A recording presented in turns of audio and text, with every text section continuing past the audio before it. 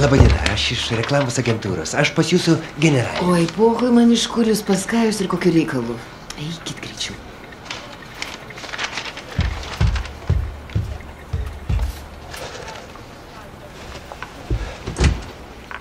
Labadiena. Tu darai reklamą? Taip. Užeik. Turiu tau pasiūlymą. Gerai. Norit, kad sukurčiau klipą ar plakatą?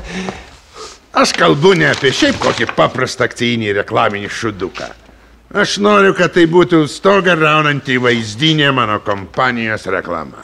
Ai, nu tai čia jo, čia blizgučiai, balionai visokie eina. Tu man makaronų nekabink ir man tradicinio šūdo nereikia. Klipas turi būti brangus ir achujennas. Nu tai čia nėra problemos. Problema ta, kad scenarijų klipui rašysi ne tu. Nu tai kas rašys? Aš.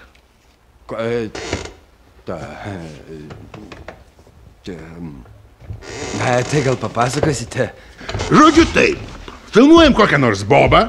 Geriausiai būtų stora boba virtuvėje. Jinai reiškia daro baltą mišrainę. Pjausto morkas, bulves ir staiga pist netyčia nusipjauna vieną pirštą.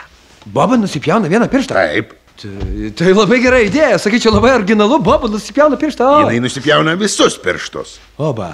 Tada nusipjauna kojas, rankas, sulenda į mėsmalę, porą kartų prasisuka.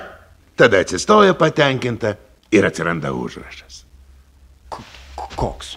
Aš Maksima, man viskas pochui.